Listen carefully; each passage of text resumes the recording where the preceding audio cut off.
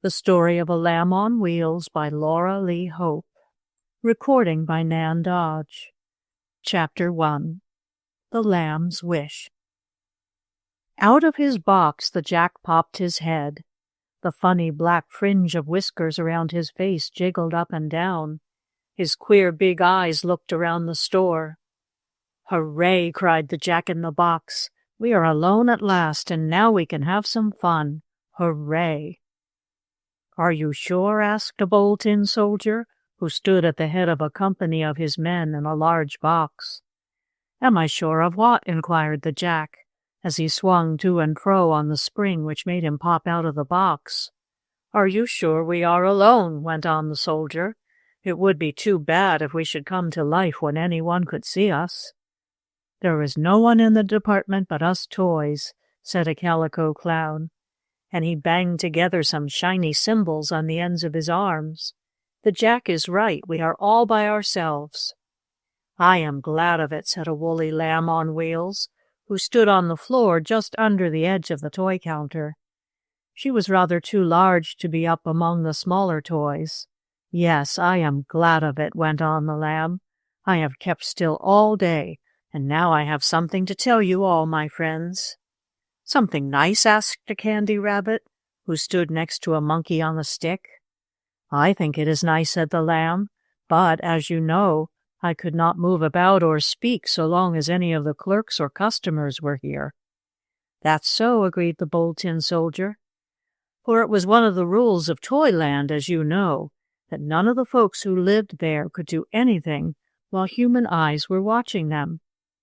The dolls, soldiers, clowns, rocking horses, lambs were not able to move, talk, or make believe come to life if a boy or a girl or anyone at all looked at them. But now we are alone, we can have some fun," said the Jack-in-the-Box. "Let's have a jumping race to see who can go the farthest. Come on, I'm ready." "Yes, you are always ready to jump out of your box as soon as the cover is taken off," remarked the lamb on wheels, "but the rest of us are not such high kickers as you are. I cannot jump at all. I can only run around on my wheels, just as the white rocking horse, who used to live here, could only go on his rockers." "Well, what shall we do then?" asked the Jack. "I'm ready to do anything." "Suppose we have the calico clown play us a little tune on his cymbals," suggested the bold tin soldier. "My men and I like to hear his music. After that we will march around, and then—" "Then we must listen to what the lamb has to say," cried the monkey on a stick. "She said she had something to tell us." "Oh, excuse me," came from the bold tin soldier captain, with a wave of his shiny sword. "Perhaps you want to tell us your story now, Miss Lamb?" "No," she answered. "Later will do. It is not exactly a story. It is more of a wish. But first I should like to listen to the calico clown." "All right, here we go," cried the jolly clown. He was a gaily dressed fellow, and his calico suit was of many colors. One leg was red and another yellow, and his shirt was spotted and speckled and striped. The calico clown stood up near the box where the bold tin soldier was ready to lead his men in a march, and the clown banged together his shiny cymbals. Bang, bung, bang, bung, clanged the cymbals, making music that the toy folk liked to hear, though I cannot say you would have cared much for it. "Now it is your turn to march, Captain," called the Candy Rabbit. "Show us what you and your men can do. That will amuse us." "All right," agreed the bold tin soldier. "Attention, men," he cried. "Ready, shoulder arms, forward, march." Out of their box, following their captain, came the tin soldiers. Around and around the toy counter they marched, the calico clown making music for them on his cymbals. "Isn't this jolly?" cried the monkey on a stick. Once more around the toy counter marched the bold tin soldier and his men. They were careful not to get too near the edge, for they did not want to fall off. "There, how did you like it?" asked the captain, as his men stopped to rest. "It was fine," answered the Candy Rabbit. "Now we will listen to the Lamb on Wheels." "Oh, I'm sure I haven't so very much to say," said the white fuzzy toy, "but I was thinking today of the Sawdust Doll and—" "Do you mean the Sawdust Doll who used to live here with us?" asked the Calico Clown. "Excuse me for interrupting you," he said politely, "but I just couldn't help it. I was thinking of the Sawdust Doll myself, and I was wondering if you meant the same one that used to be here." "Yes," answered the Lamb, "I did. It was of her I was thinking. She was on our toy counter about the same time the White Rocking Horse lived with us." "And she went away just before he did," said the Monkey on a Stick. "The Sawdust Doll comes back once in a while to see us, but the Rocking Horse does not." "It is harder for him than for her," said the Lamb. "The little girl whose mother bought the Sawdust Doll often brings her back to see us, and the Sawdust Doll once told me she had a lovely home with a little girl named Dorothy." "And I think I heard her say that the White Rocking Horse lived in the same house with her and belonged to a boy named Dick," said the Bold Tin Soldier. "Yes, that is true," said the Lamb. "Well, what I was going to tell you about was a little girl who came in to look at me today. She was one of the nicest little girls I ever saw, fully as nice as the Dorothy who has the Sawdust Doll." "And did this little girl buy you, or did her mother?" asked the Calico Clown. "I should hate to see you leave us," he went on. "Of course we would want you to get a nice home, but it will be lonesome if you too go away." "That's so," said the Bold Tin Soldier. "We have lost our Sawdust Doll and our White Rocking Horse, and now if the Lamb on Wheels goes away from us, dear me." "I have no idea of going away," answered the Lamb. "All I was going to say was that a beautiful little girl came to the toy department today with her mother, and she admired me very much, the little girl did. She patted my back so softly, and she rubbed my head, and she asked her mother to buy me." "And did she?" asked the Calico Clown. "No, I think not," replied the Lamb. "At least if she did, I was not taken away. But I wish, oh, how I wish I could get into a nice home, such as the Sawdust Doll has." "I trust you will get your wish," said the Calico Clown. "And I think we all have the same wish, that we will have kind boys and girls to own us when we go from here. But now let us be jolly. I'll tell you a funny riddle." "Oh, yes, please do," begged the Lamb. "I love riddles." "Let me see now," mused the Calico Clown, softly banging together his cymbals. "I think I'll ask you the riddle about the pig. What makes more noise than a pig under a gate?" "What kind of gate?" asked the Monkey on a Stick. "It doesn't make any difference what kind of gate," said the Clown. "I should think it would," the Monkey stated.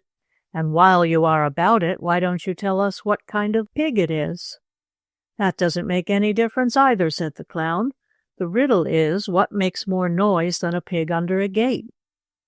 "Excuse me, but I should think it would make a great deal of difference," went on the Monkey. "A big pig under a small gate would make more noise than a little pig under a big gate.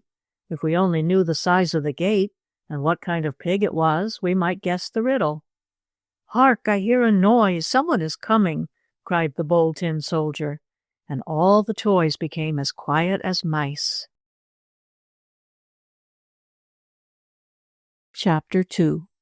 The Jolly Sailor. The noise which the toys had heard, and which had made them all stop talking, causing them to become as quiet as mice, this noise seemed to be coming nearer and nearer. It was a rolling, rumbling sort of noise. "Can that be the watchman?" whispered the Calico Clown to the Bold Tin Soldier. "I hardly think so," was the answer. "He tramps along differently, his feet making a noise like the beat of a drum. This is quite another sound, but we had better keep still until we see what it is." So all the toys kept quiet, and the noise came nearer and nearer and nearer, and then, all of a sudden, there rolled along the floor a toy elephant on roller skates. "Hello, hello there, my toy friends," cried the elephant through his trunk. "How are you all? And where is the White Rocking Horse? I'll have a race with him. I tried to the other night, but one of my roller skates jiggled off, and then the watchman came, and the race could not be run. Where is the rocking horse?"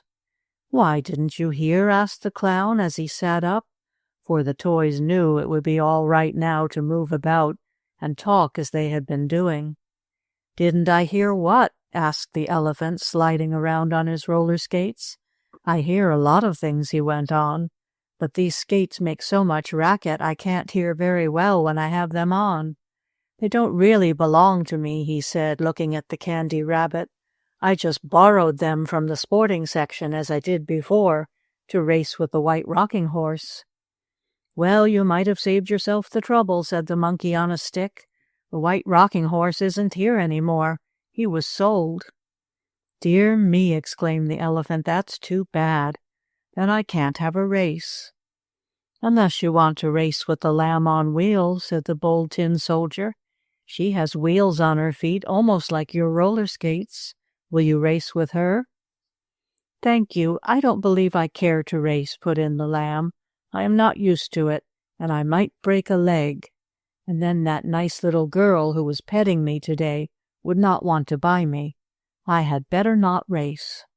"Just as you like," came the elephant. "But I am sorry that my friend the white rocking horse has gone. I wonder if I shall ever see him again." And the elephant did see the rocking chap later on, as you may read in the book telling the story of the white rocking horse. It was in a toy hospital where they met, after each had had many adventures. "Well, if we are not going to have a race, what shall we do?" asked the Calico Clown. "Suppose you tell us another riddle," said the Bold Tin Soldier. "Let the monkey on a stick, the Jack-in-the-Box, and the Candy Rabbit have a jumping race," proposed the Lamb. "They are all good jumpers." "Oh, yes," cried all the other toys, "a jumping race would be fine." "I'm ready," said the Jack-in-the-Box, waving to and fro on the end of his long, slender spring. "So am I," said the monkey as he climbed to the top of his stick. "Well, I suppose I shall have to do my best," said the Candy Rabbit. "Clear a place on the counter and we'll try some jumps." The Bold Tin Soldier and his men soon cleared a place on the toy counter so that the Jack, the monkey, and the rabbit would have plenty of room. The building blocks, the checkers, and the dominoes were moved out of the way, and then the Calico Clown took his place, ready to count 1, 2, 3, so the three toys would know when it was time to jump. "I'm allowed to come out of my box, am I not?" asked the Jack. "Oh, of course," said the Lamb on Wheels. "It would not be fair to have you jump and carry your box with you. You may come out." So the Jack jumped out of his box and took his place next to the monkey, who also came down off his stick. I wish you could have seen how nimble they were, but really it is not allowed. The minute you looked at any of the toys, they stopped moving at once. "Are you all ready?" asked the Calico Clown, banging his cymbals together. "If so, go." Away jumped the Candy Rabbit. Away jumped the monkey. Away leaped the Jack who lived in a box. At the far end of the toy counter, the Bold Tin Soldier and his men had placed some sofa cushions from the upholstery department. That was in case either of the three might stumble and fall. "Look at the Jack jump," exclaimed the Calico Clown. "And see the monkey sail through the air," remarked the Lamb on Wheels. "But the Candy Rabbit is doing best of all," said the Bold Tin Soldier. And really the rabbit was the best jumper of the three. In fact, he jumped so far that he sailed over the edge of the counter, and only that a sofa cushion fell at the same time to the floor, so that the Candy Rabbit landed on the soft, feathery thing, he might have hurt himself. "The Candy Rabbit wins! The Candy Rabbit wins the jumping race!" cried the Calico Clown, banging together his cymbals. "Yes, he is the best jumper," agreed the monkey and the Jack, who had jumped only to the end of the toy counter. "Oh, I'm sure you two could do as well if you had only had more practice," said the Candy Rabbit, who was a nice, modest sort of chap. "Shall we try again?" asked the Jack, who really thought he was a fine jumper. "There will not be time. said the Bold Tin Soldier. "I can see the sun coming up. Soon the store will begin to fill with clerks and shoppers, and we must lie as still and quiet as if we never had moved or talked. Tomorrow night we shall have more fun." A little later the girls and young ladies who worked at the toy counters and shelves came in to get ready for customers. Soon the people began coming in to look at the toys. The Lamb on Wheels stood on the floor just under the counter. She was rather a large lamb, over a foot high. That is, she was large for a toy lamb, though of course real ones are larger than that when they grow up. "I wonder if I shall see that nice little girl today," thought the lamb, as she heard the hum and buzz of the shoppers. "I hope I may, and I hope I get as nice a home as the Sawdust Doll has." She stood up straight and stiff on her limbs, did the lamb. Her feet were fast to a wooden platform, and under that were wheels, so the lamb could be rolled along from place to place. At night, when no one was looking at her, the lamb could move along on the wheels by herself. But now she was very still and quiet, staring straight ahead as the dolls stared. "I wonder what will happen to me today," thought the Lamb on Wheels again. Through the toy department came striding a jolly-looking man, who, when he walked, seemed to swing from side to side. "What ho!" cried the jolly man as he stopped at the toy counter. "I want to buy something," he added. "I'm a sailor just back from a long sea voyage, and I have plenty of money. I want to buy a toy." "What kind of toy?" asked the girl behind the counter.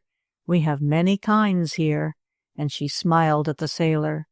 He was so jolly no one could help smiling at him.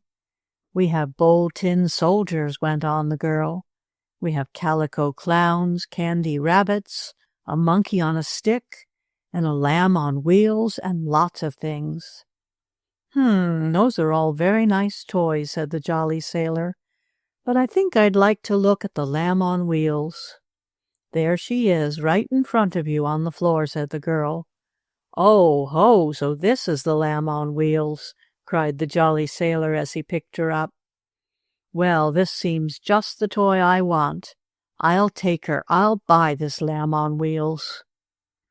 "Oh, dear me," thought the lamb, for she knew what was going on, even though she dared not move by herself or speak.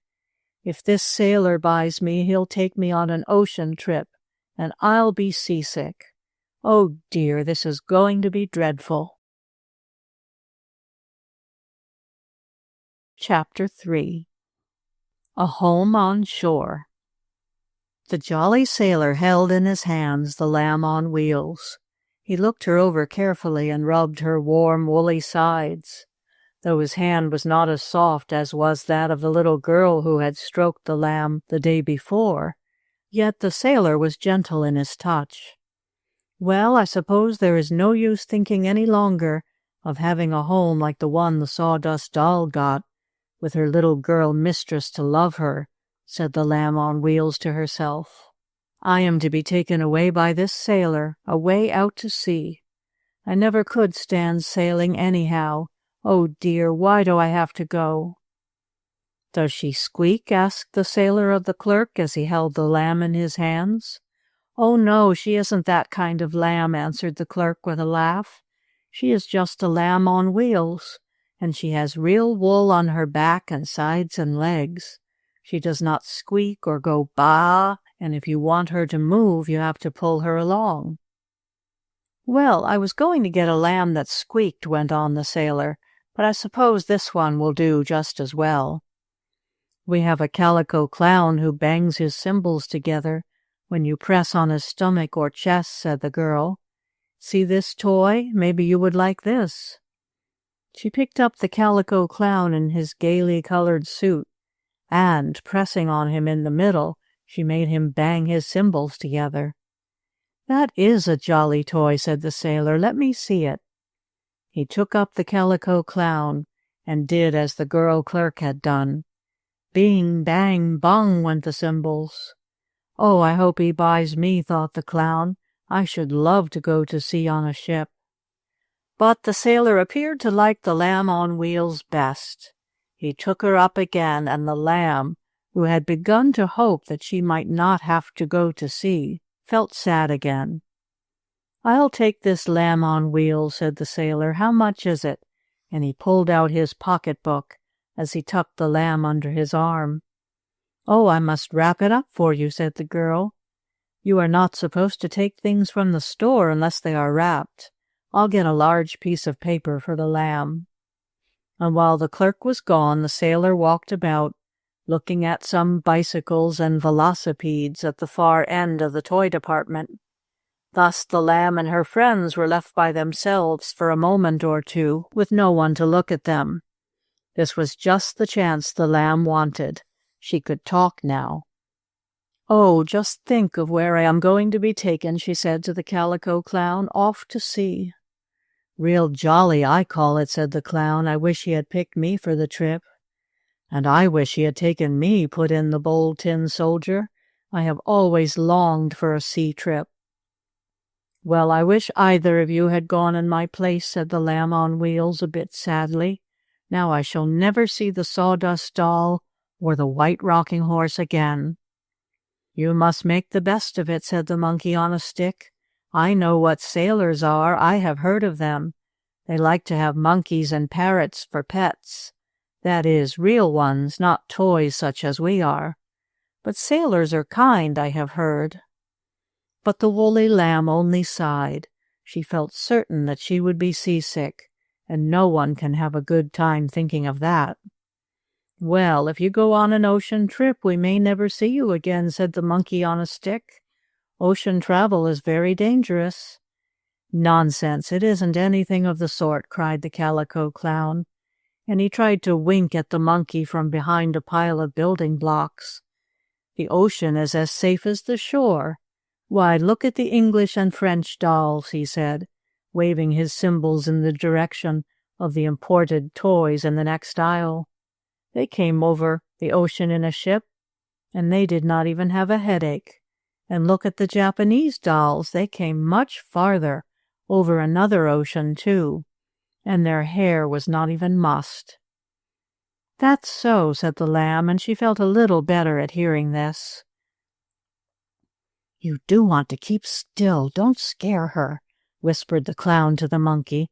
"It's bad enough as it is, having her taken away by the sailor. Don't make it worse."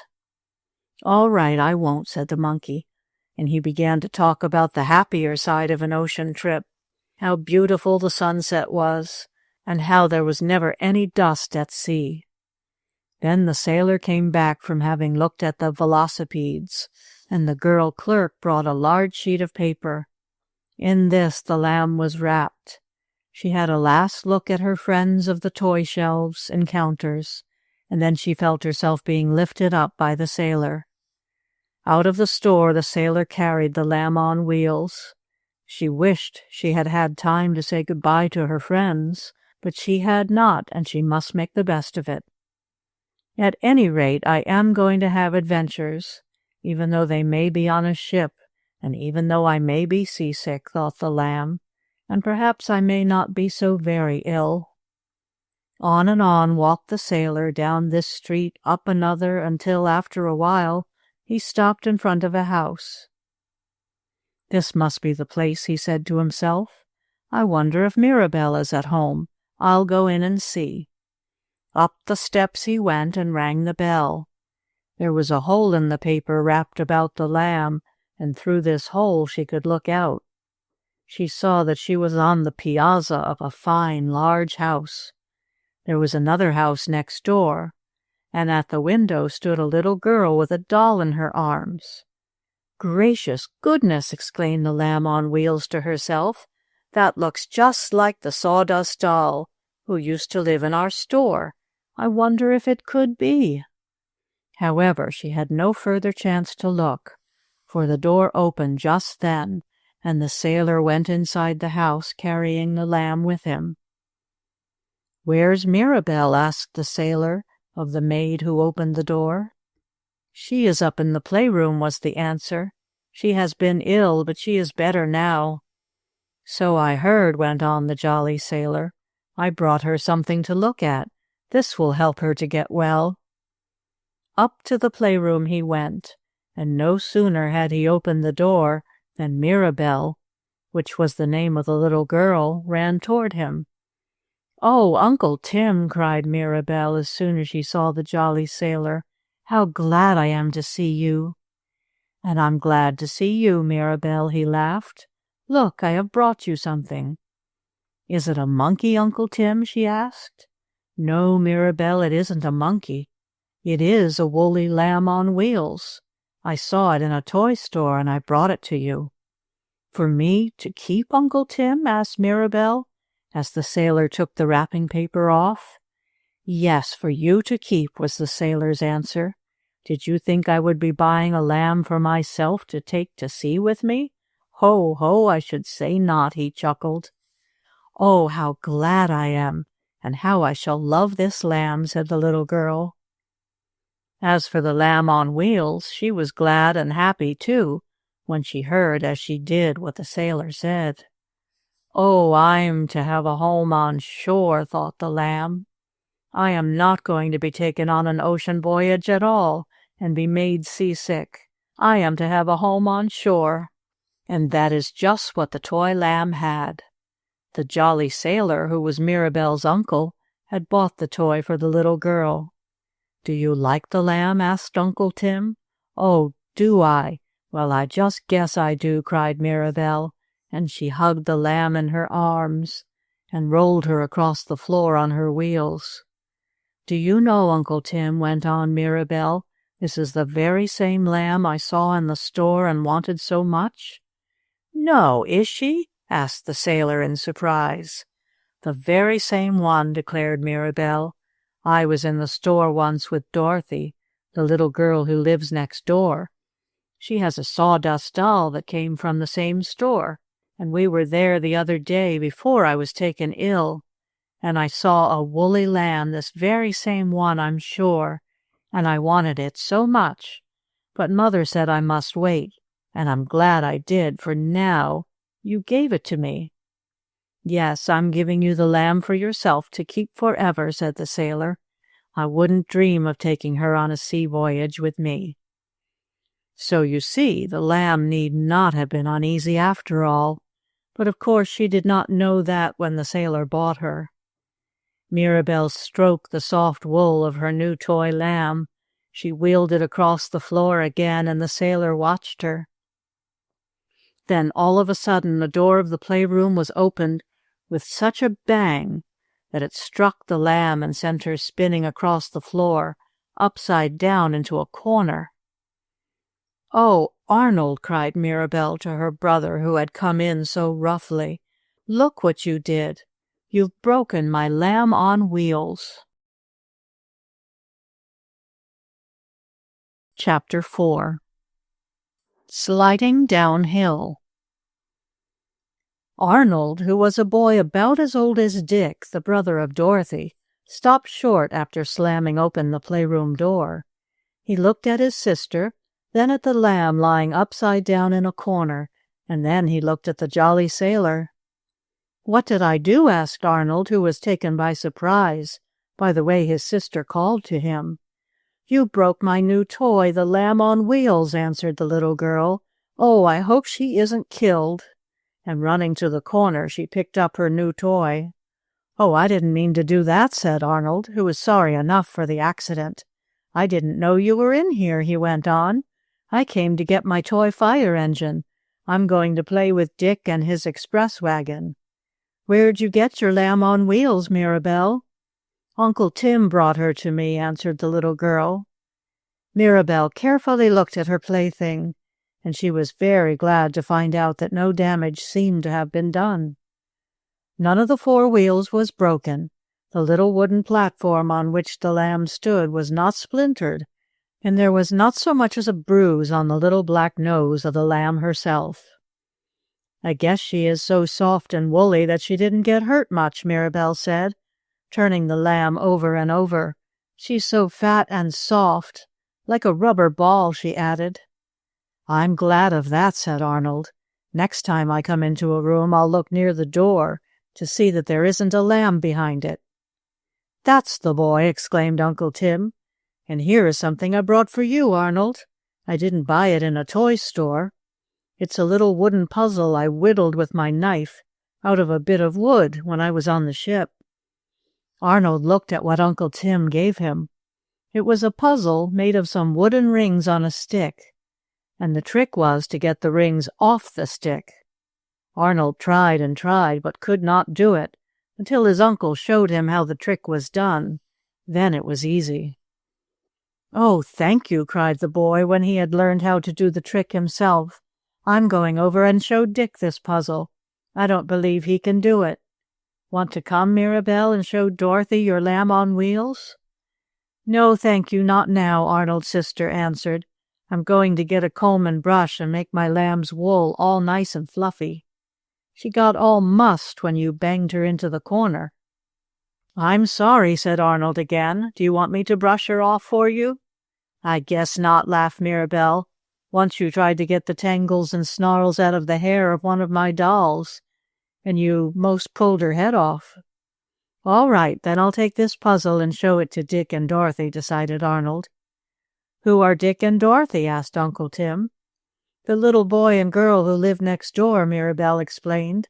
"Dorothy has a sawdust doll, and Dick has a white rocking horse. They came from the same store where you got my lamb on wheels." "Is that so?" cried the jolly sailor.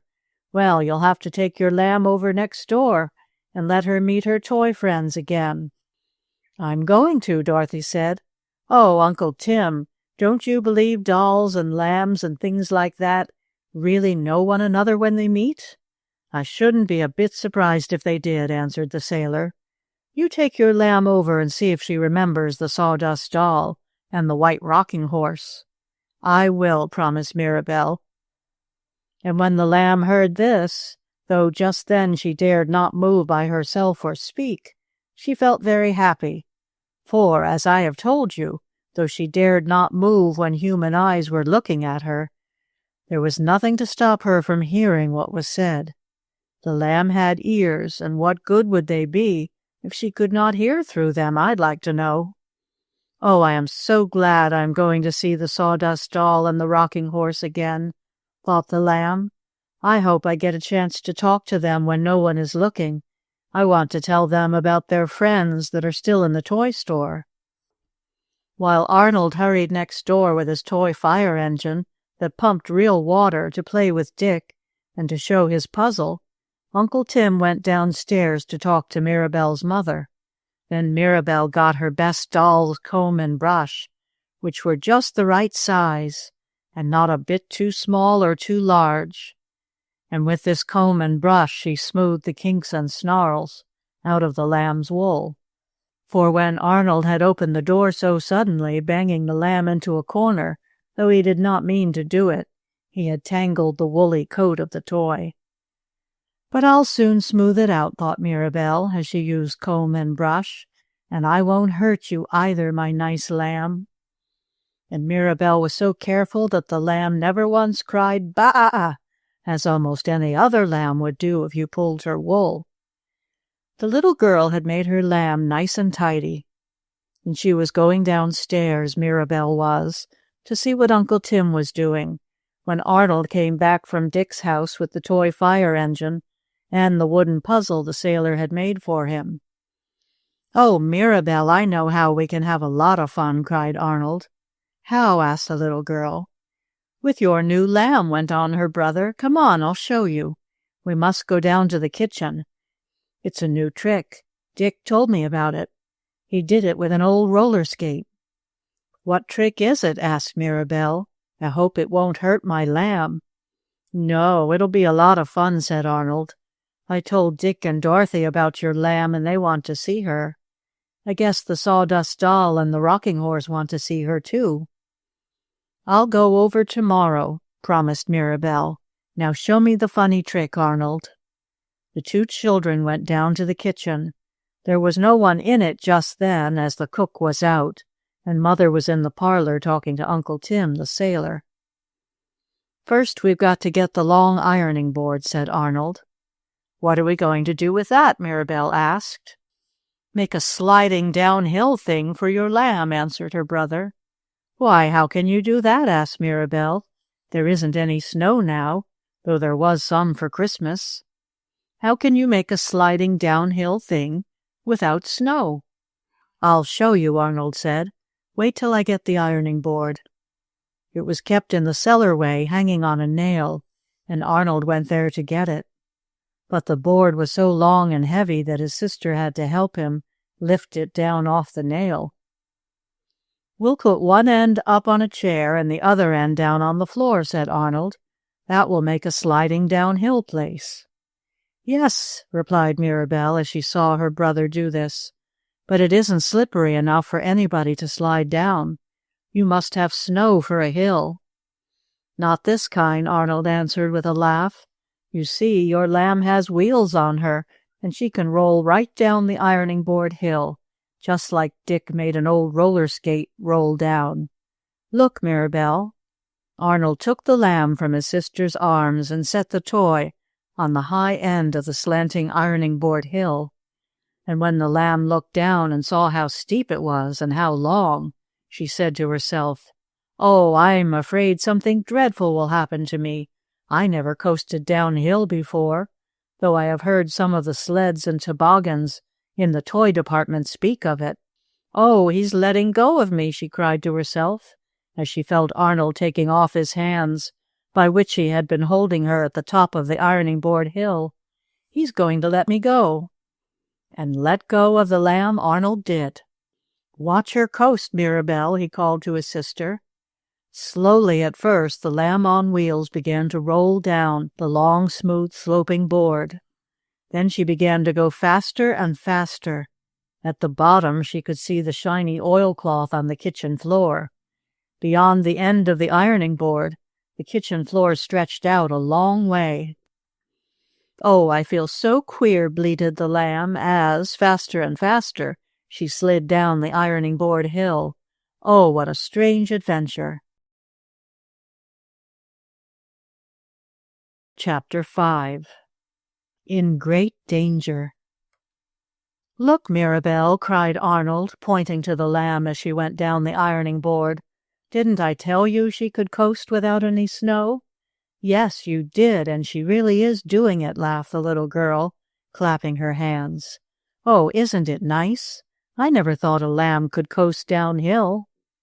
"I never did either," said the woolly lamb to herself. "This is the first time I was ever made to do a thing like this, and I hope it will be the last. Oh, how fast I am going!" "It's the wheels on her that make her coast so nice," explained Arnold, when the lamb was halfway down the ironing board hill. "If she didn't have them, she wouldn't roll down at all. A sawdust doll can't do it, nor a rocking horse. It's got to be something with wheels." When the lamb heard this, as of course she did hear, having ears, she thought to herself, "Well, maybe this will not be so bad after all. I can do things, it seems, that the sawdust doll and the rocking horse cannot do. Not that I'm going to be proud or stuck up," went on the lamb to herself. "Oh, look at her go!" cried Dick. "Yes, but I hope she won't be hurt," said the little girl. "I wouldn't want my lamb on wheels that Uncle Tim just gave me to be hurt." "I should say not," thought the lamb to herself. "Sliding down ironing board hills may be something not many other toys can do, but I don't want anything to happen." Faster and faster she went, and finally she reached the end of the board and came to the smooth oilcloth on the floor. Then the wheels carried her across that to the far side of the room, and the lamb brought up with a little thump against the baseboard. "Oh, I hope she isn't hurt," cried Mirabell, as she ran to pick up her toy. And the lamb was all right. There was not even a kink out of place in her soft woolly coat. So Mirabell and Arnold had fun letting the lamb on wheels coast down the ironing board hill. Again and again they gave her a nice long slide across the smooth oilcloth on the kitchen floor. "Now this is the last," said Mirabell after a while. "I want to put her to sleep." Once more the lamb was lifted to the high part of the ironing board, and allowed to coast down on her wheels.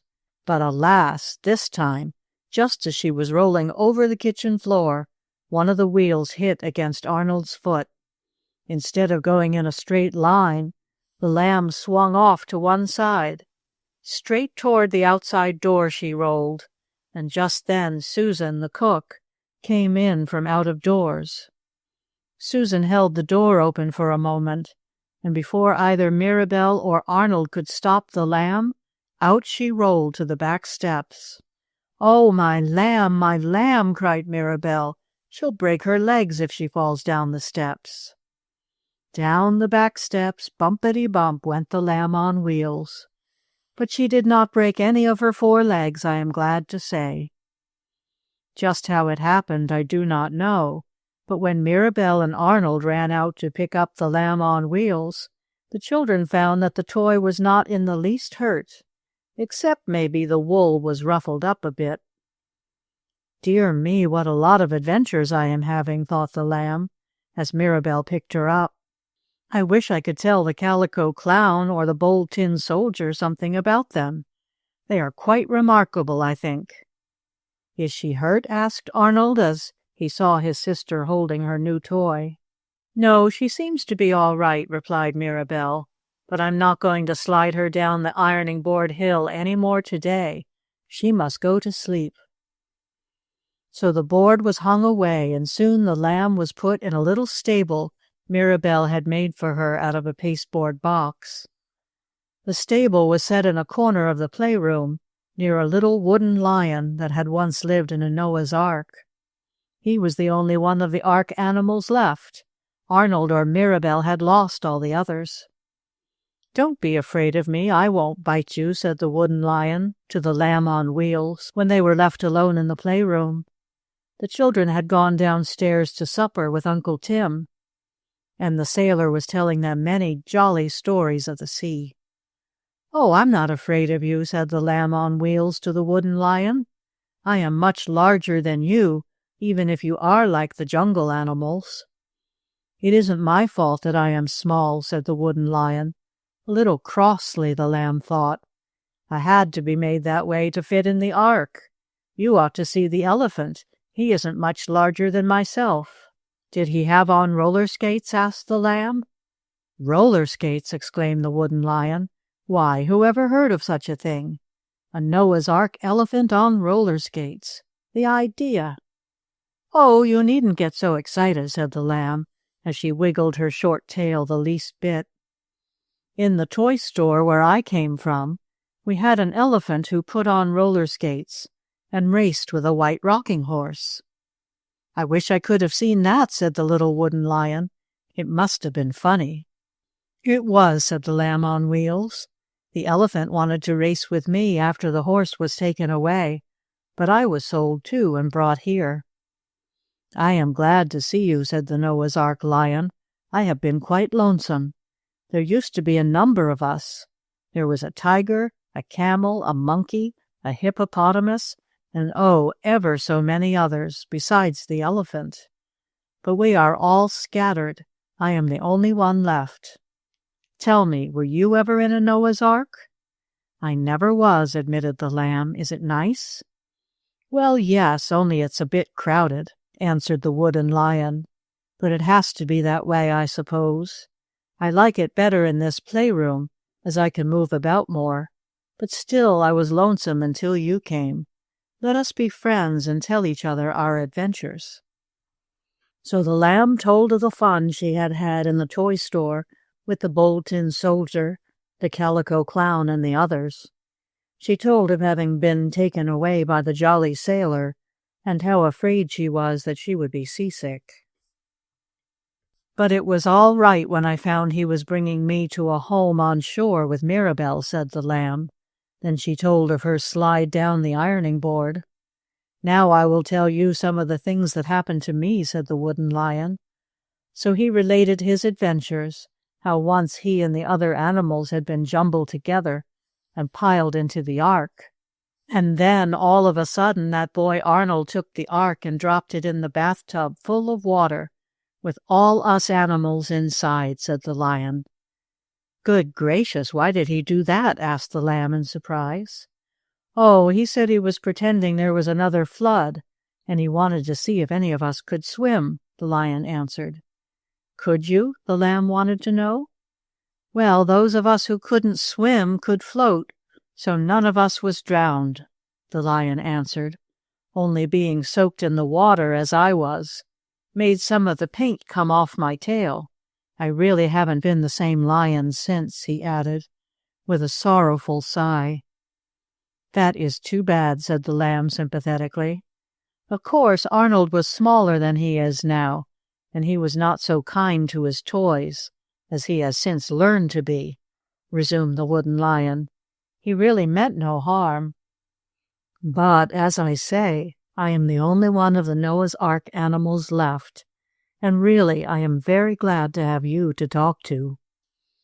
The two new friends spent some time together, telling each other their different adventures. And then suddenly the door of the playroom opened and Mirabell came in. Hush, not another word, said the wooden lion in a whisper. Well, I guess my lamb has slept long enough, said Mirabell, picking up her new toy. I'll have some fun with her before I go to bed. She petted her lamb and took off the blue ribbon from the woolly creature's neck. I must smooth it out and tie a better bow, said Mirabell. It got all mussed when you slid down the ironing board. So Mirabell played with her lamb until it was time for the little girl to go to bed. Uncle Tim came up to see Mirabell and Arnold to say good-bye, for he was going on a sea voyage. And bring me a parrot when you come back, begged Arnold. Would you like a monkey, Mirabell? Asked the jolly sailor. No, thank you, she answered. A monkey is nice, but he might pull the wool off my lamb. That's so, he might, laughed the jolly sailor. Well, goodbye, Mirabell, Arnold, and the lamb on wheels.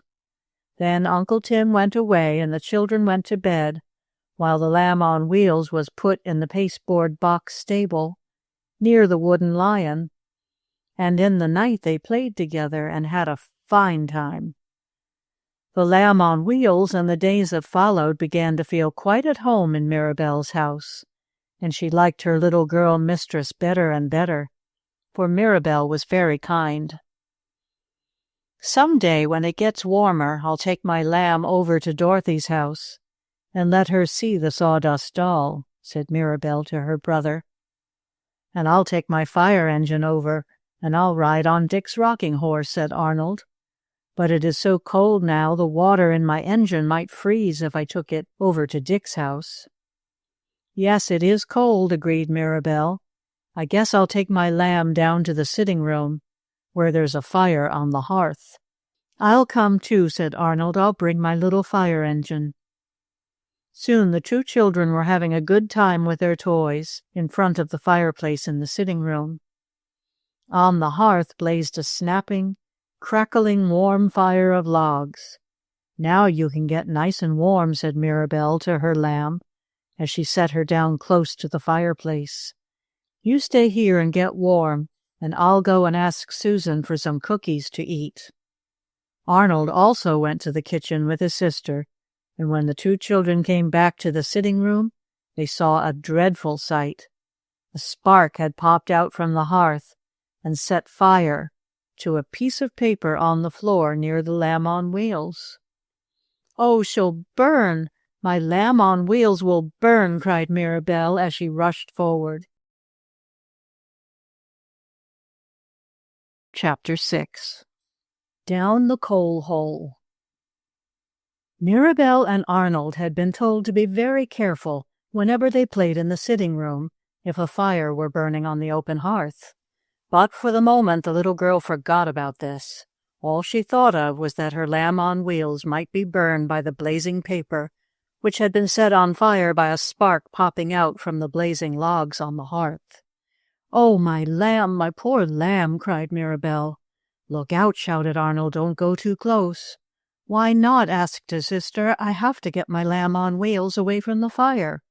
"No, you mustn't," Arnold said. "Your dress might catch on fire." The piece of paper was burning on the wide brick hearth of the fireplace, and not on the carpet, and the lamb was close to the piece of paper that was on fire. Altogether too close to the fire was the lamb. She was in great danger. "But I've got to save her. I must save my pet lamb," cried Mirabell. She was going to rush forward, but her brother caught hold of her and held her back. "Wait," cried Arnold. "I can put out the fire and save your lamb." "How?" "With my fire engine. It has real water in it, and I'll pump some on the paper and save your lamb from burning up. Watch me, Mirabell, but don't go near the blaze." The piece of paper close to the lamb on wheels was now sending up a bright blaze.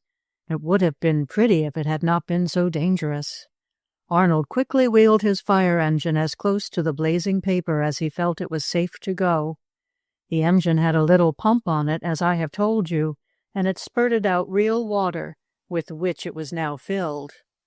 "Toot, toot! I'm a fireman, and I'm going to put out a real fire," cried Arnold. He pressed back the little catch that held the pump from working. There was a whirring sound as the wheels spun around, and then the little rubber hose on the pump of the engine filled with water. A moment later, a small stream spurted out, and Arnold aimed it right for the piece of blazing paper. The water fell in a small shower on the fire, and then, with a hiss and spluttering, and sending up a cloud of smoke, the paper stopped burning.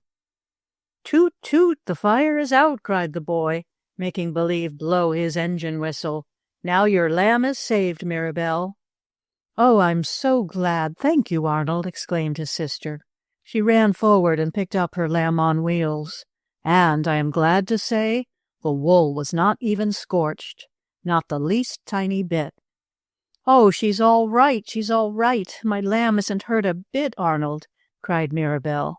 "I told you I'd save her," said the boy. "But you mustn't ever run near a fire yourself, Mirabell. Wait for me to put it out with my engine. That's what fire engines and fire departments are for." "Dear me, that came near being a terrible adventure for me," thought the lamb on wheels, as Mirabell carried her back from the fireplace. "In another minute I would have been all ablaze from that paper, and wool does burn so fast." When the lamb had been saved, the mother of the two children came into the sitting room. "What is burning?" she cried. "Have you been playing with fire?" "No, mother," answered Arnold, and he told what had happened. As the days passed, Mirabell came to love her lamb on wheels more and more. Sometimes the little girl would tie a string to the wooden platform on which her toy stood and pull the lamb around the house, as Arnold used to pull his little express wagon. "I like to ride that way," thought the lamb. "It is much more fun than it would be to be crowded into a Noah's Ark, like the wooden lion, and thrown into the flooded bathtub." The lamb was wishing Mirabell would take her next door to see the sawdust doll, but as it happened, Dorothy was ill, and it was not thought best for Mirabell to go in for a few days. However, Mirabell could look from her windows over to those in the house where Dick and Dorothy lived, and though Dorothy was too ill to be out of bed, Dick was not. Dick would stand at the window in his house, and Mirabell and Arnold would stand at the window in their front room and look across. The children waved to one another, and Dick would hold up the head of his rocking horse for Mirabell and Arnold to see.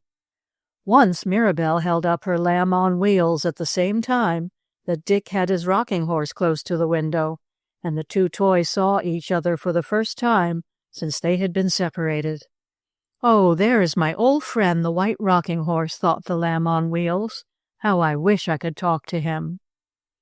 The horse wished the same thing, and he even thought perhaps he might get a chance to run over some evening after dark and talk to the lamb. But the doors of both houses were locked each night, and though the horse and lamb could roam about and seem to come to life when no one was watching them, they could not unlock doors. So they had to be content to look at each other through the windows. "I wish I could see the sawdust doll," thought the lamb, when she had looked over at the horse one day. "I'd like to speak to her." There came a few days of bright sunshine when the weather was not so cold. One afternoon Arnold said to Mirabell, "I'm going to take my little express wagon out on the sidewalk in front of the house. Why don't you bring out your lamb?"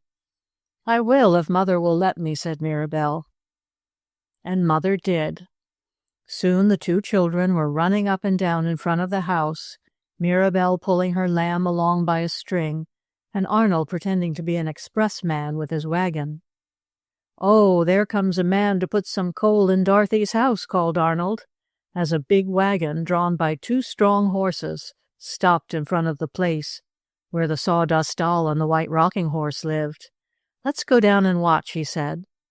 "All right," agreed Mirabell. So she pulled her lamb on wheels down the sidewalk, and Arnold hauled his express wagon along. At Dorothy's house, the coal bin was partly under the pavement, and to put in coal, a round iron cover was lifted up from a hole in the sidewalk, and the coal was dumped through this hole. As the children watched, and as Dorothy, who was now better, stood at the window with her brother Dick, also looking on, the coal man took the cover off the hole in the sidewalk so he could dump the black lumps through the opening into the bin. "I wouldn't want to fall down there," said Mirabell to her brother. "I should say not," exclaimed Arnold. "You'd get all black." The coal man, after opening the large round hole in the sidewalk, climbed back on his wagon to shovel off his load. And just then Carlo, the dog belonging to Dorothy, ran barking out of the side entrance of the house where he lived.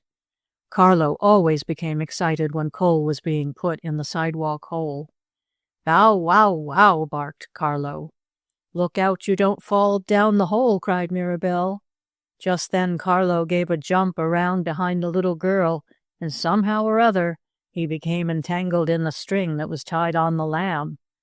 "Look out, Carlo, look out," cried Mirabell. "Be careful, or you'll break my lamb's string." But Carlo was not careful. He did not mean to make trouble, but he did. He barked and growled and jumped around until his legs were all tangled up in the cord. "Oh, look!" suddenly cried Arnold. "Look at your lamb." And as he spoke, Carlo gave a big jump to get the tangling string off his legs. The string broke, but as it did so, the lamb started to roll toward the open coal hole.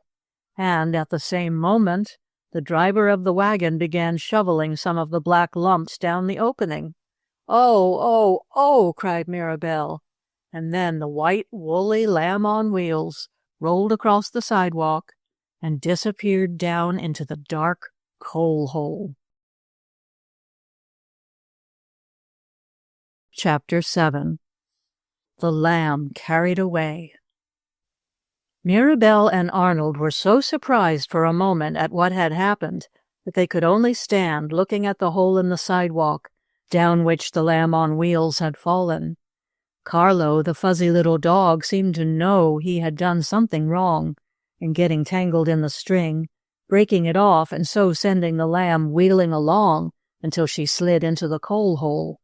And the dog gave a howl and ran back toward the house, having finally managed to get his legs loose from the cord. "Bow wow," barked Carlo as he ran. Perhaps he feared that he too might slip down that black dark hole which led into the coal bin of Dorothy's house. Then, as Mirabell and Arnold stood, looking with wide-opened eyes at the place where they had last seen the lamb, the man on the wagon threw another shovelful of coal down the hole. "Wait a minute, stop, oh please stop," begged Mirabell.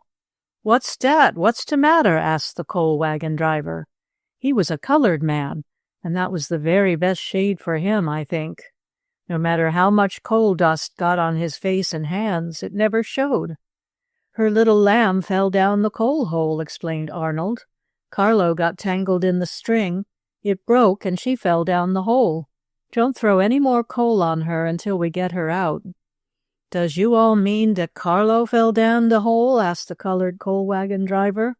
"No, Carlo is a dog," explained Mirabell. "He got tangled up in my lamb's string, and she fell down the hole. I haven't named my lamb yet. She's on wheels." "On wheels?" cried the man. "A lamb on wheels? Well, I 'clare to goodness that's the fustest time I ever done hear of a thing like that."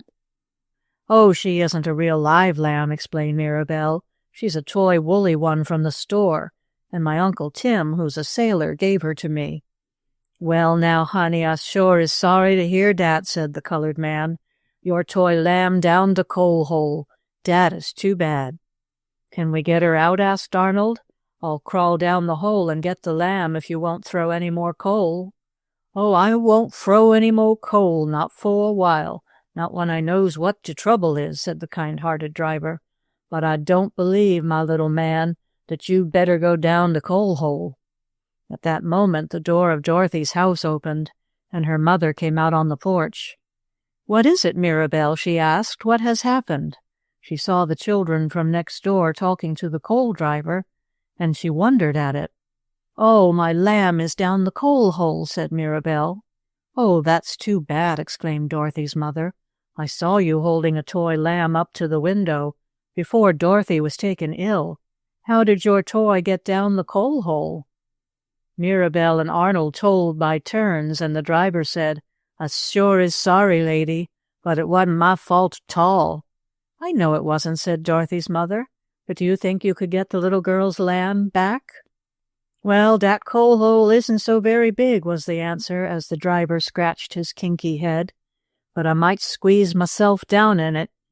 "Oh, I think a better way would be to go down in our cellar, crawl over the bin, and get the lamb that way," Dorothy's mother said. "Yes'm, I could do it dat way," the colored man said. "I's been down in yo' cellar befo'. I'll get the lamb on wheels." Dorothy's mother waited on the front porch, and Mirabell and Arnold waited on the sidewalk near the coal hole. A little while after the colored man had gone in the side entrance, through the cellar, and into the coal bin, the two children heard him calling, as if from the ground beneath them. "I got de lamb," said the driver, in a voice that sounded far off and rumbly. "Watch out now, I's gwine to throw it up de hole." "All right," said Arnold, "I'll catch her." "No, don't throw my lamb," objected Mirabell. "She might fall on the sidewalk and break." "All right, then I'll hand her up out of de hole," called the colored man, who was now in the partly filled bin under the sidewalk. "Watch out for her." Mirabell and Arnold could hear him walking around on the coal under the sidewalk. In another half-minute a black hand was thrust up through the hole, and in the hand was the white woolly lamb on wheels. Wait a minute, did I say white? Well, I meant to have said a black lamb, for Mirabell's white, clean lamb on wheels was now covered with black coal dust. "Oh, that isn't my lamb on wheels at all," cried Mirabell, and there were real tears in her eyes as her brother took the coal dust-covered toy from the colored man's hand. "That isn't my lamb at all." "Oh, yes, it must be, Mirabell," said Dorothy's mother. "No other lamb has fallen down the coal hole." "But my lamb was white, and this one is black," sobbed the little girl. "Well, bring her in here, and we'll wash her nice and clean and white again," said Dorothy's mother.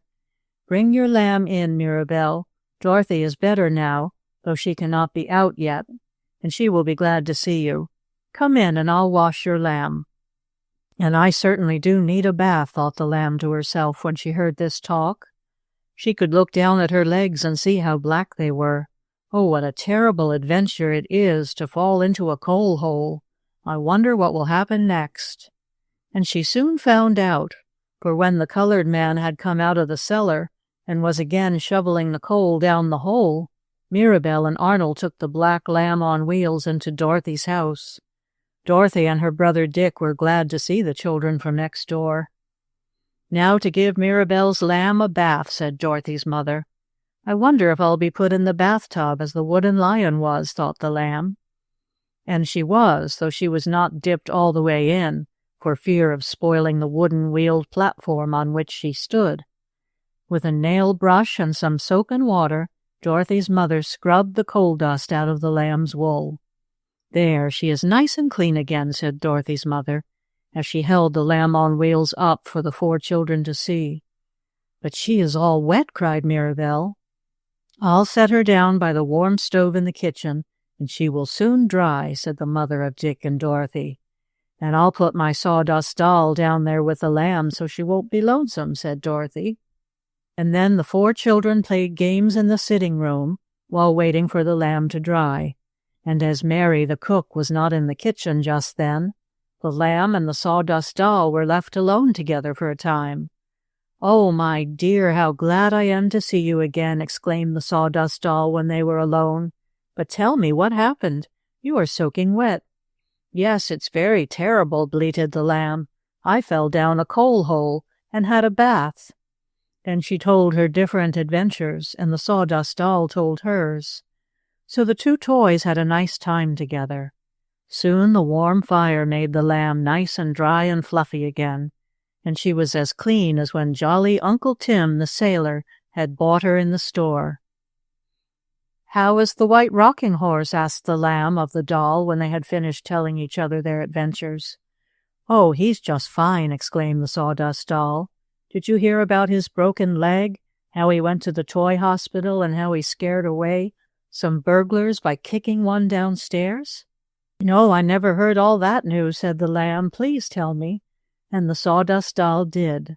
Then the two toys had to stop talking together as Mirabell, Arnold, Dorothy, and Dick came into the kitchen. "Oh, now my Lamb is all nice again," cried Mirabell when she saw her toy. "Oh, I am so glad." "So am I," said Dorothy. For many days Mirabell had jolly good times with her Lamb on Wheels. Sometimes the Lamb was taken to Dorothy's house, and then there was a chance for the woolly toy to talk to the Sawdust Doll and the White Rocking Horse. And one day the Lamb had another strange adventure. Mirabell had been out in the street near Dorothy's house, drawing her Lamb up and down by means of a string, and Mirabell kept watch to see that Carlo did not run along and get tangled in the string. The little girl also made sure that no sidewalk coal holes were open. She did not want the Lamb to fall into another one. "Oh, Mirabell, come over here a minute," called Dorothy to her friend. "Mother got me a new trunk for my Sawdust Doll's things." "Oh, I want to see it," cried Mirabell, and she was in such a hurry that she let go of the string by which she had been by herself on the sidewalk for a little way, and finally rolled out toward the gutter. For once in her life Mirabell forgot all about her toy. Pulling her Lamb, the Lamb rolled along, and while Mirabell was looking at the new trunk for the Sawdust Doll's clothes, a big dog came running along the street. He saw the white woolly Lamb near the curbstone. "Oh, ho, maybe that is good to eat," thought the dog. And before the Lamb on Wheels could say a word, that dog just picked her up in his mouth and carried her away, as a mother cat carries her little ones. Yes, the big dog carried away the Lamb on Wheels. Chapter 8. Sailing down the brook. The Lamb on Wheels was so frightened when the dog took her up in his mouth that she did not know what to do.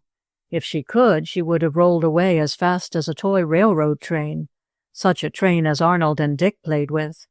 But the dog had the Lamb in his mouth before she knew what was happening. Besides, across the street was a man, and as he happened to be looking at the Lamb, of course, she dared not make believe come to life, and trundle along as she sometimes did in the toy store. It was against the rules, you know, for any of the toys to do anything by themselves when any human eyes saw them, and so the Lamb had to let herself be carried away by the dog.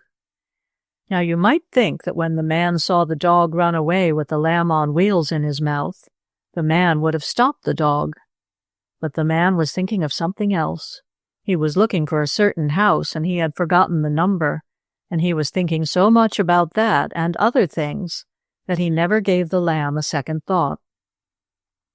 He did see the dog take her away, but maybe he imagined it was only some game the children were playing with the toy and the dog, for Mirabell and Dorothy were there on the street in plain sight.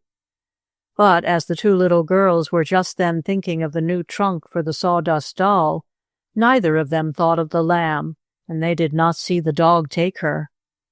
"Oh, what a nice trunk," said Mirabell to Dorothy. "I'm glad you like it," said Dorothy. She had her Sawdust Doll in her arms, and, as it happened, the doll saw the dog running away with the Lamb on Wheels in his mouth. "Oh, oh, oh, dear me, that is dreadful," said the Sawdust Doll to herself. "Oh, the poor Lamb, what will happen to her?" Away ran the dog with the Lamb on Wheels in his mouth down the street, over a low fence, and soon he was in the vacant lots where the weeds grew high. And then, as there were no human eyes in the vacant lots to see her, the lamb thought it time to do something. She began to wiggle her legs, though she could not get them loose from the platform with wheels on, and she cried out, "Baa! Baa! Baa!" "Hello there, what's the matter?" barked the dog, and it made his nose tickle to have the lamb, whom he was carrying in his teeth, give that funny "baa" sound in his mouth. "Matter? Matter enough, I should say," exclaimed the Lamb on Wheels. "Why are you carrying me away like this, you very bad dog?" For, being a toy, she could talk animal language as well as her own, and the dog could understand and talk it too. "Why am I carrying you away?" asked the dog. "Because I am hungry, of course." "But I am not good to eat," bleated the lamb. "I am mostly made of wood, though my wheels are of iron. Of course I have real wool on outside, but inside I am only stuffed." "Dear me, is that so?" asked the dog, opening his mouth and putting the lamb down amid a clump of weeds in the vacant lot. "Yes, it's just as true as I'm telling you," went on the lamb. "I am only a toy, though when no human eyes look at me I can move around and talk, as can all of us toys, but I am not good to eat." "No, I think you're right about that," said the dog after smelling of the lamb, for that is how dogs tell whether or not a thing is good to eat, by smelling it. "You looked so natural," went on the dog, "that I thought you were a real little lamb. That's why I carried you off when that little girl left you and ran away. I'm sorry if I hurt you." "No, you didn't hurt me, but you have carried me a long way from my home," the lamb said. "I don't know how I am ever going to get back to Mirabell." "Can't you roll along to her on your wheels?" asked the dog. "I haven't time now to carry you back." "Not very well," the lamb answered. "It is very rough going in this lot, full of weeds and stones. I can easily roll myself along on a smooth floor, in the toy shop or at Mirabell's home, but it is too hard here." "I'll leave you here now," barked the dog, "and when it gets dark I'll come and get you. I'll carry you back to the porch of the house, from in front of which I carried you off. Then you can roll in and get back to Mirabell, as you call her. Shall I do that?" "Well, I suppose that would be a good plan," the lamb said. "I don't exactly like being carried in your teeth, but there is no help for it." "Then I'll do that," promised the dog. "I'll come back here and get you after dark. You'll be all right here in the tall weeds." "I suppose so," replied the lamb, "though I shall be lonesome." "Please forgive me for causing you all this trouble," went on the dog. "I never would have done it if I had known you were a toy. And now I'll run along and come back tonight. I hear a dog friend of mine calling me." Another dog at the farther end of the lot was barking, and the lamb crouched deeper down in the weeds. "Dear me, this surely is an adventure," said the Lamb on Wheels to herself, as she was left alone. Being taken away in a rag bag, as the sawdust doll was, couldn't be any worse than this. And though none of my legs is broken, as was one of the white rocking horses, still I am almost as badly off, for I dare not move. I wonder what will happen to me next. It was not long before something did happen. As the lamb stood on her wheels and wooden platform among the weeds, all at once 2 boys came along. They were looking for some fun. "Oh, look!" cried a big boy. "There's a little white poodle dog over in the weeds," and he pointed to the lamb, whose white coat was easily seen amid the green leaves. "Oh, we can have some fun with it," said the little boy. "Let's call it." So they whistled and called to the white object they thought was a dog, but the lamb did not move. Of course she couldn't while the boys were looking at her. "That's funny," said the big boy. "What do you think is the matter with that dog? It doesn't come to us." "Let's go up and see," said the smaller lad. Together they tramped through the weeds until they were close to the toy. Then the big boy cried out, "Why, it isn't a dog at all. It's a lamb on wheels." "So it is," said the little boy. "But I know how we can have some fun with it just the same." "How?" asked the big boy. "We can play Noah's Ark over in the brook," explained the small boy. "There are some boards over there. I was making a raft of them the other day. We can make another raft now, and we can get on and sail down the brook. And we can take the lamb on board with us and make believe we're in Noah's Ark and that there's a flood and all like that. Won't that be fun?" "Yes, I guess it will," said the big boy. "Come on, I'll carry the lamb." So, picking up the toy and tucking it under his arm, he led the way to the brook, which ran through the vacant lots. It was a nice brook, not too deep, and wide enough to sail boats on.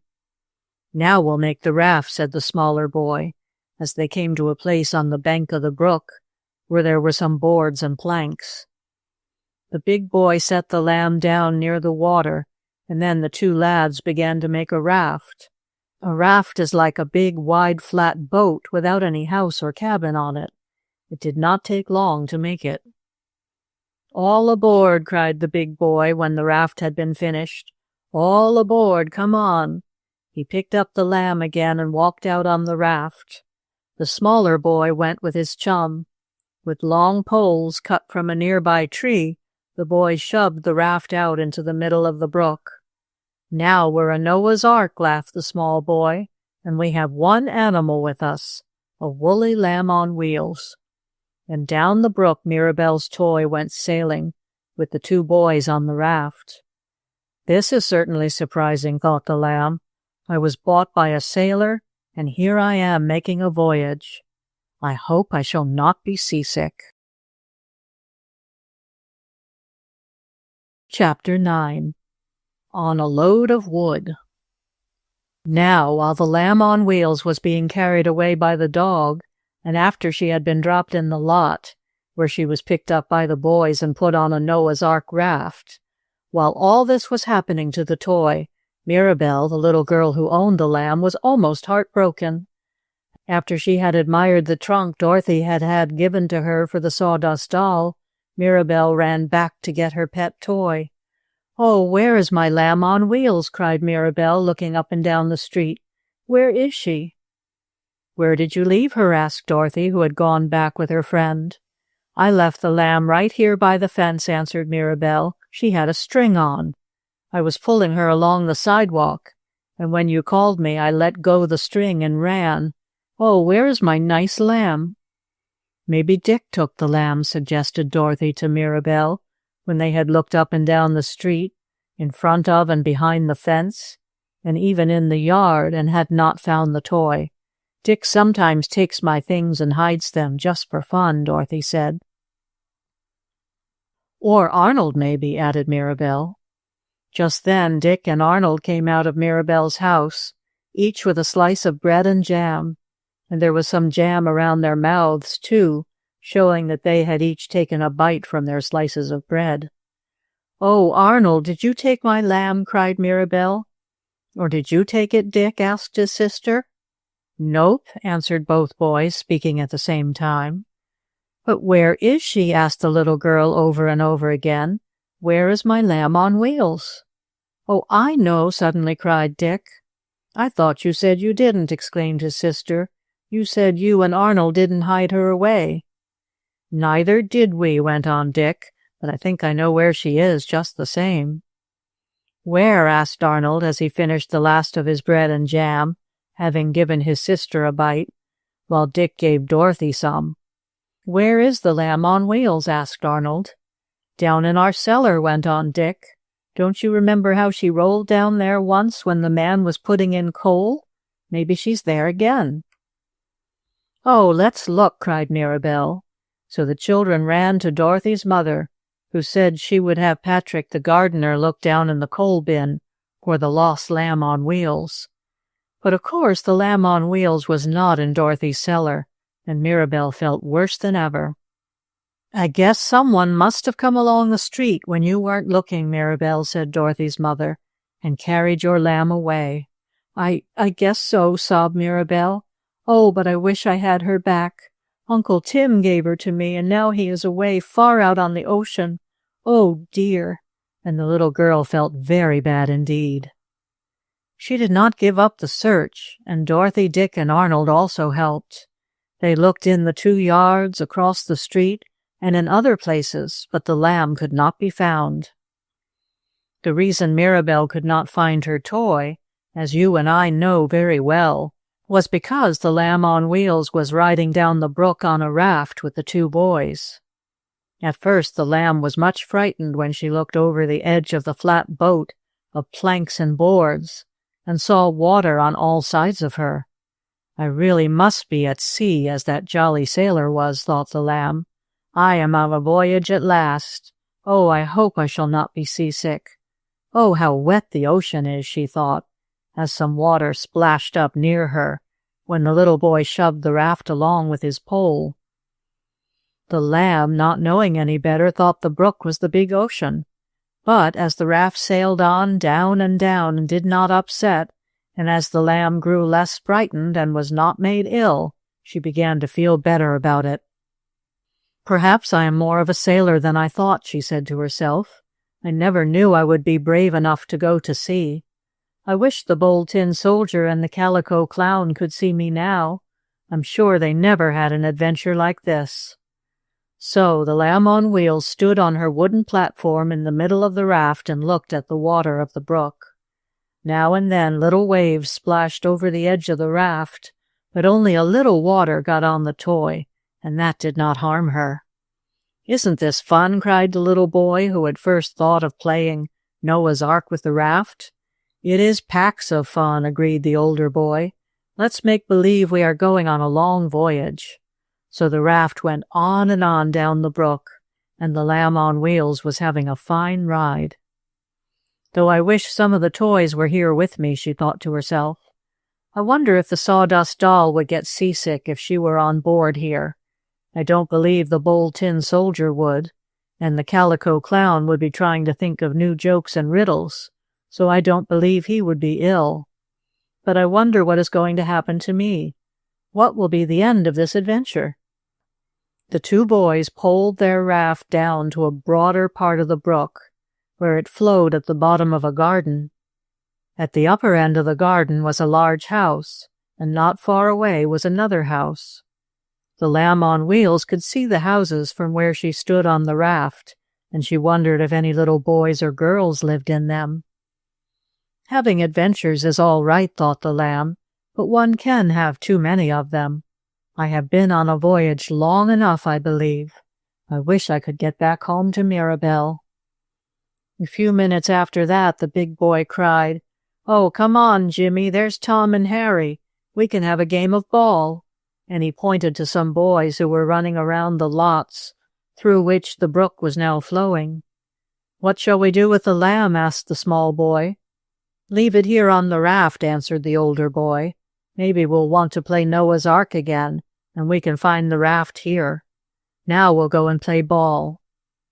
They shoved the raft over toward the shore of the brook, and then the 2 boys jumped off. They left the lamb behind them. "Dear me, how fast things do happen," said the lamb, speaking out loud to herself, as there was no one near just then. "A little while ago Mirabell was pulling me along the sidewalk with a string. Then she left me, and the dog ran off with me. Then he left me, and the boys carried me off on the raft. Now they have left me. I wonder who will take me next." The raft was smooth in places, and the lamb was just going to start to roll along aboard toward shore, when all at once she heard a noise, and a voice cried, "Whoa!" "My goodness," thought the lamb, coming to a stop almost as soon as she had started along on her wheels. "What's that?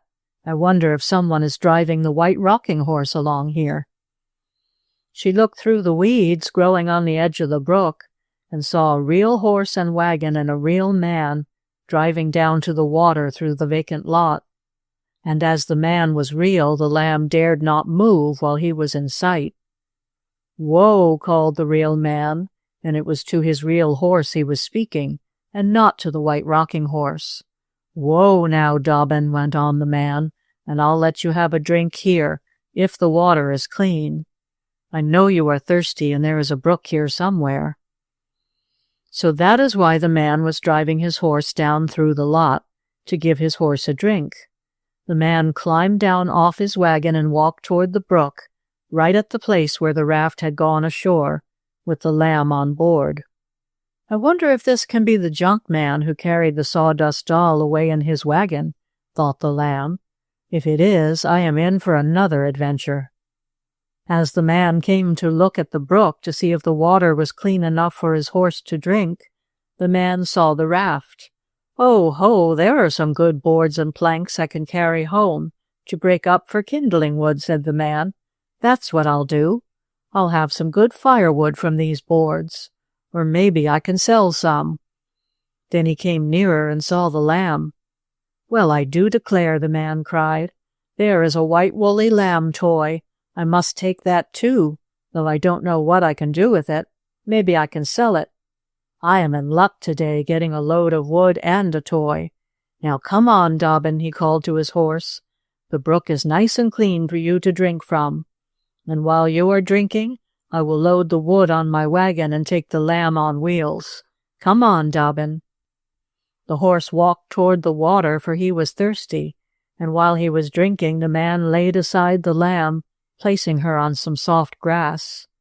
Then he piled the boards and planks on his wagon, and next he took up the lamb again, putting her on top of the load of wood. "I'll give the lamb a ride," said the man. Chapter 10. Mirabell is Happy. Away rattled the wagon with the load of wood. The man sat on the seat driving the horse, and behind him, where he had placed her on a board so she would not roll off, was the lamb on wheels. "Are my adventures never going to end?" thought the lamb. "Here I am riding on a wagon, while a short time ago I was on a raft, sailing over the ocean like Uncle Tim." The lamb did not know the difference between the brook and the ocean, but we can hardly blame her, as she had not traveled very much. "I rather like this wagon ride, though," said the lamb, as the man drove away from the brook and up through the lots. His horse was no longer thirsty. The man who had picked up the pieces of the boy's raft to take home to be chopped up for firewood did all sorts of odd jobs in the neighborhood. He would cut grass, beat rugs, cart away rubbish, and do things like that for people who lived near the brook. And soon after loading his wagon with wood and taking away the lamb on wheels, the man said to himself, "I'll go around to the big house and ask if they have any trash that needs carting away. I can't take it now, because I have this load of wood on, but I could come tomorrow and get it. Yes, I'll drive to the big house and see if they need me." The big house, as the man called it, was a place where a gardener, a cook, and a maid were kept by a rich family, and the gardener used to rake up the trash in the yard and keep it until the rubbish man called with his wagon to take it away. So along rattled the wagon with the lamb on wheels up on the pile of wood. She slid from side to side as the road was now rough, and once she almost fell out, but the man looked around just in time and saw her. "Oh, ho, mustn't have that happen," he exclaimed. "I don't want to lose the lamb I found. It's an almost new toy, and maybe I can sell it. I must not lose it." Then he reached back and took the lamb on wheels from along the loose pieces of wood. "I'll set it up on the seat beside me," said the man, talking aloud to himself as he often did. "I can hold it on as we go over the rough places." But soon the man drove out of the lots to a smooth road, and then the lamb felt better. "Now we'll stop at the big house," said the man, as he drove up along a back road and stopped at a gate in a high fence. "Whoa," he called to his horse, and when the horse stopped, the man got down off the seat, leaving the lamb still there. The man who had the load of wood opened the gate in the fence, and just then another man came out. "Hello, Patrick," called the woodman. "I was driving past, and I just thought I'd stop and see if there was any trash you wanted carted off to the dump. Of course I can't take it now, as I have on a load of wood," he added, "but I can come back later." "Oh, so you have a load of wood, have you?" asked Patrick, who had a garden rake in his hand. "Where did you get it?" And he walked toward the wagon, letting the garden gate swing shut behind him. "Found it down in the lot near the brook. Some boys had made a raft, but I guess they got tired of playing with it, so I took the planks and boards. I found something else too, Patrick." "You did? What was that, Mike?" "A toy woolly lamb on wheels," answered the odd job man. "It was on the raft. I brought it along with me. There it is, up on the seat," and he pointed to the toy. "A lamb! A toy lamb on wheels!" exclaimed Patrick. "Well, if this isn't strange, I never would have believed it." "What's the matter?" asked the odd job man, as Patrick looked more closely at the lamb on the wagon seat. "What's the matter?" "Why, this is Mirabell's lamb, the one she has been looking for," cried Patrick. "I hunted down in our cellar for this lamb, but I didn't find her, and now you have her on a load of wood. How strange! Where did you say you found her?"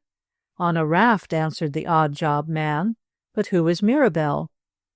"A little girl who lives next door," explained Patrick, the gardener. "She plays with our Dorothy, and Mirabell's Uncle Tim brought her a lamb on wheels. Mirabell had her lamb out in the street, but she left it for a moment, and then it disappeared. Now here it is." "Are you sure it's the same one?" asked the odd job man. "Quite sure," answered Patrick.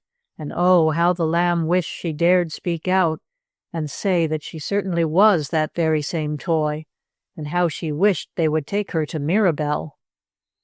"We can soon tell if this is Mirabell's lamb," went on Patrick. "I'll take it to her. If you want, you can unload that wood here. My master will buy it, and I can chop it up. Then you can cart away some trash in your wagon." "I'll do that," said the odd job man. "I guess the lamb brought me good luck. I was thinking maybe I could sell this wood after I had chopped it up myself, but I'd rather sell it as is, and I can then cart away the trash." "Well, you be unloading the wood," said Patrick, "and I'll go see if this is Mirabell's lamb, but I'm very sure it is." Leaning his rake up against the back fence, Patrick walked up the garden path, around the big house, as the odd job man had called it, and then the gardener went toward the house where Mirabell lived. The little girl, who had hunted all over for her lamb on wheels, and was feeling very sad because she had not found it, was in the kitchen getting a cookie from Susan, the cook, when Patrick knocked on the back door. "I'll go and see who it is," cried the little girl. And when she opened the door and saw Patrick from the big house, standing there with the lamb on wheels, Mirabell was so surprised that she dropped her cookie. It fell on the floor, and it almost rolled down the back steps, but Patrick caught it in time. "Oh, oh!" exclaimed Mirabell, clasping her hands. "Where did you find her? Where did you find my lamb on wheels, Patrick?" "Then she is yours?" asked the gardener. "Of course she's mine," cried Mirabell, as she took her toy in her arms. "I've been looking everywhere for her. Oh, where did you find her?" "I didn't find her, another man did," explained the gardener. "But as soon as I saw this lamb on the seat of his wagon, I thought she was yours. And she is." "Yes, she is," cried Mirabell, who was very happy now. "This is my lamb on wheels, and I'm never going to lose her again. Oh, Patrick, I'm so glad," she cried. "Will you thank the other man for me?" "You may come and thank him yourself, if you like," said the good-natured gardener. "He's unloading wood at our back gate, and he's going to take away a load of trash for me. Come and thank him yourself." And Mirabell, holding the lamb in her arms, did so. "I can't tell you how glad and happy I am," said Mirabell. "I am glad I happened to find your toy for you," replied the odd job man. Then the little girl, nodding and smiling at Patrick and Mike, ran laughing across the yard to tell her mother the good news. "I'm never going to lose my lamb on wheels again," said Mirabell. "I wonder where she was and how she got on the raft by the brook," said Arnold, when he and Dick and Dorothy had heard the story of the finding of the lost toy. "I don't know," answered Mirabell. "All I know is that I have her back again, and oh, I'm so happy." "I certainly am glad to get back to Mirabell again," said the lamb on wheels to herself. And what a remarkable adventure I shall have to tell the Sawdust Doll and the White Rocking Horse when I see them again." This happened very soon, for a few days later Mirabell carried the Lamb on Wheels over to Dorothy's house. Arnold went with his sister, taking with him his toy fire engine. "Now we'll have some fun," cried Dick as he got his White Rocking Horse. "We'll go horseback riding." "And I'll get my Sawdust Doll," exclaimed Dorothy. The children had fun playing with their toys, and when they laid them down for a moment to go to the kitchen to get some crackers and milk, the Lamb found a chance to tell the Sawdust Doll and the White Rocking Horse about her adventures. "My, I think they are perfectly wonderful," exclaimed the doll, when she heard about the trip on the raft. "But what is that little squeaky noise, Lamb?" asked the White Rocking Horse suddenly. "I've noticed it every time you have moved." "Oh, my dear," cried the Sawdust Doll, "are you sure these dreadful adventures have not hurt you?" "It's really not very much," answered the Lamb on Wheels. "You know, an ocean trip such as mine is apt to be rather damp, and I have been left with a little rheumatism in my left hind wheel. But now that I am back with Mirabell, it will soon be all right." "She ought to have her mother put a little oil on it," said the Sawdust Doll. "That would cure it at once." "And did the odd job man's horse go faster than I can go?" asked the rocking chap. "I hardly remember," the Lamb answered, "but I was almost seasick riding on that wagon." "Hush, the children are coming back," neighed the White Rocking Horse, and the toys had to be very quiet and still. "I know what we can do," cried Dick, after he had helped Arnold put out a make-believe fire with the toy engine. "We can play soldier." "That will be fun," said Arnold, who liked games of that sort. "I wish I had some toy soldiers," he went on. "I saw some in the same store where your rocking horse came from, Dick. I wish I had a set of tin soldiers, with a captain and a flag and everything." "Maybe you'll get 'em," exclaimed Dick. "Maybe," echoed Arnold. "Oh, I hope he does," thought the Lamb on Wheels. And if you children want to know whether or not Arnold got his wish, you may find out by reading the next book in this series, called The Story of a Bold Tin Soldier. As for the Lamb on Wheels, she lived with Mirabell for many, many years, and had a fine time. She had some adventures, too, but none more strange than the one of riding down the brook on a raft. End of The Story of a Lamb on Wheels by Laura Lee Hope.